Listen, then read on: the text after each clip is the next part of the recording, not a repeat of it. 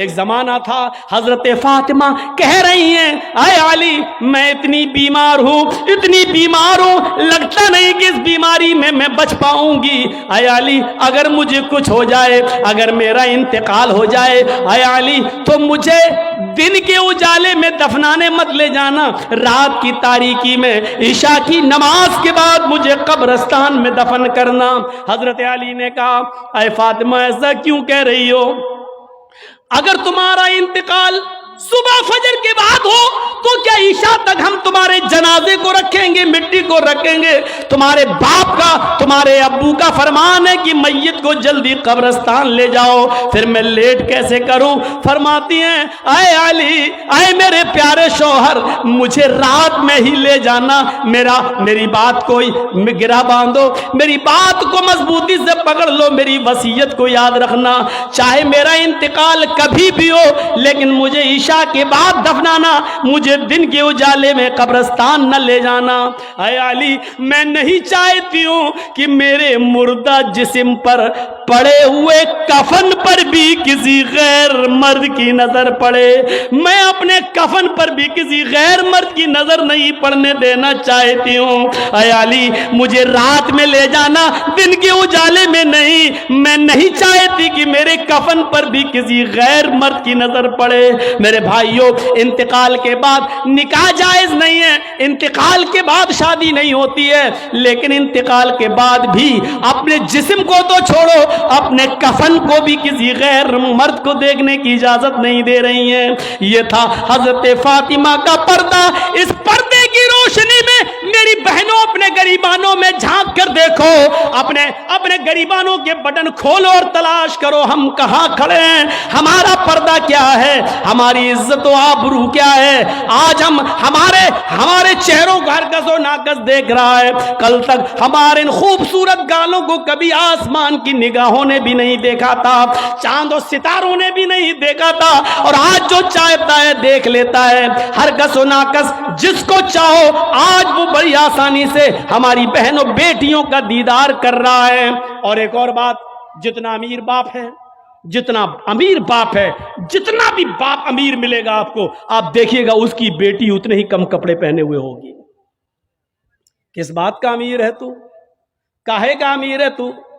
اپنی بیٹی کو 5 میٹر کا کپڑا لا کر نہیں دے سکتا ہے تو کاہے کا امیر ہے تو؟ کنجوس اور بخیل باپ.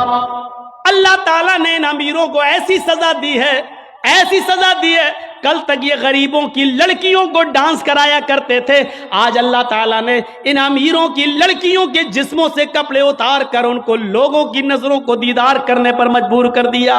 آج ان امیروں کی لڑکیوں کے جسموں سے کپڑے اتروا کر آج غریب ان لڑکیوں کو دیکھ رہے ہیں, ان کا نظارہ کر رہے ہیں. آج امیروں کو اللہ نے یہ سزا دی ہے, آج وہ فیشن سمجھتے ہیں کہ میری بیٹی فیشنیبل کپڑے پہنے ہوئے ہیں. نہیں میرے بھائیوں, آپ اپنی بہنوں کے ذمہ دار ہیں. اللہ کے نبی نے فرمایا کہ جس لڑکی کا باپ جس کی بیٹی بے پردہ گھومے وہ باپ دیوس ہے, جس کی بہن بے پردہ گھومے وہ بھائی دیوس ہے, جس کی بیٹی بے پردہ گھومے وہ باپ دیوس ہے, جس کی بیوی بے پردہ گھومے وہ شوہر دیوس ہے.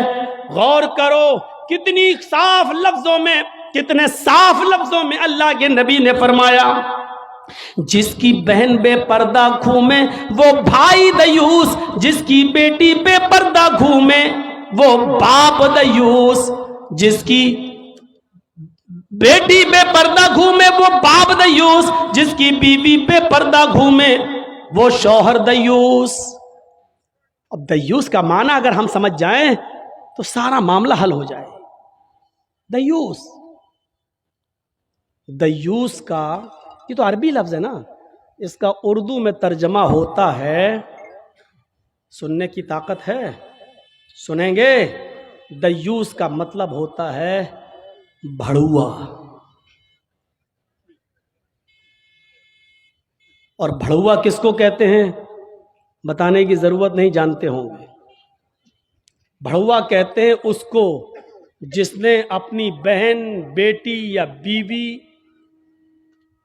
یا ماں کو غلط کام کرنے کے لیے کسی اڈے پر بٹھا دیا ہو، چکلے پر بٹھا دیا ہو اور ان سے غلط کام کرواتا ہو اور ان کی کمائی کھاتا ہو، عربی زبان میں اس کو دیوس کہتے ہیں اور اردو میں اس کو بھڑوا کہتے ہیں۔ کتنا سخت جملہ استعمال کیا اللہ کے رسول نے۔ مولانا جرجیز کو آپ کہہ رہے ہوں گے یہ کیا ہو گیا اس کو؟ اللہ کے نبی نے کہا جس کی ماں بے پردہ گھومے اور بیٹا اپنی ماں کی بے پردگی پر کچھ نہ بولتا ہو، وہ بیٹا بھڑوا۔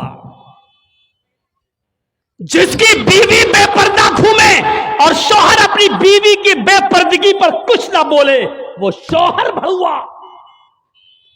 جس کی بہن بے پردہ گھومے اور وہ بھائی اپنی بہن کی بے پردگی پر خاموش رہے، وہ بھائی بھڑوا۔ اور جس کی بیٹی بے پردہ گھومے اور باپ اپنی بیٹی کی بے پردگی پر خاموش رہے، وہ باپ بھڑوا۔ دیوس کہہ دو مولانا چلے گا، بھڑوا مت کہو، اچھا نہیں لگ رہا ہے۔ ہم کب کہہ رہے ہیں کہ اچھا لگ رہا ہے؟ ہم کو اچھا لگانا کب ہے؟ جب اچھا ہی لگنے لگے تو فائدہ کیا ہے؟ انجیکشن ایسے لگاؤ درد نہ ہو۔ با صاحب ایسا ہو سکتا ہے کہ انجیکشن لگے اور درد نہ ہو؟ انجیکشن بھی لگوانا چاہتے ہو اور درد بھی نہیں چاہتے ہو، تب تو ہومیوپیتھک دوا لے لو، میٹھی گولیاں کھا لو جو مرنے کے بعد فائدہ کرتی ہے۔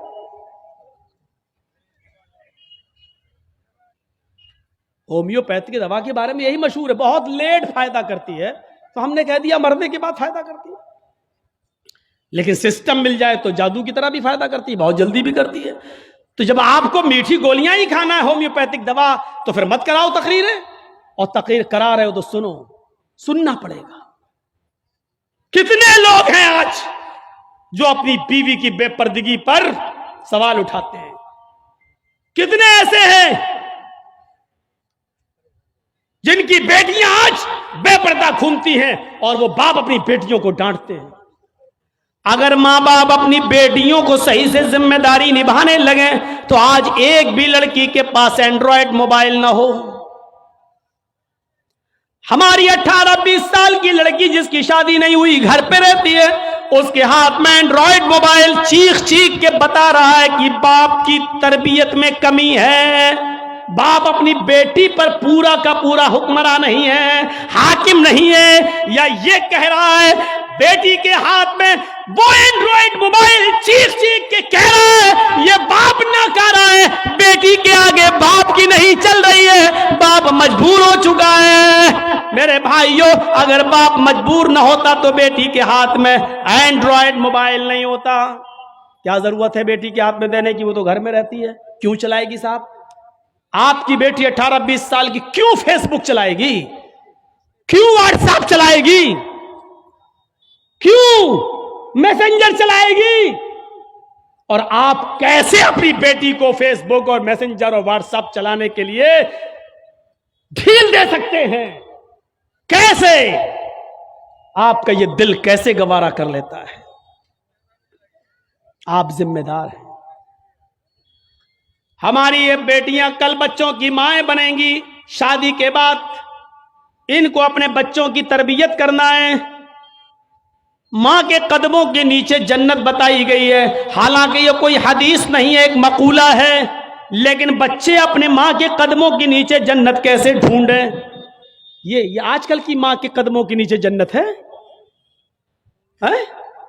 جس کو خود نہیں معلوم کہ قدم میرے کہاں ہیں، اس کے قدموں کے نیچے بچے جنت ڈھونڈیں گے؟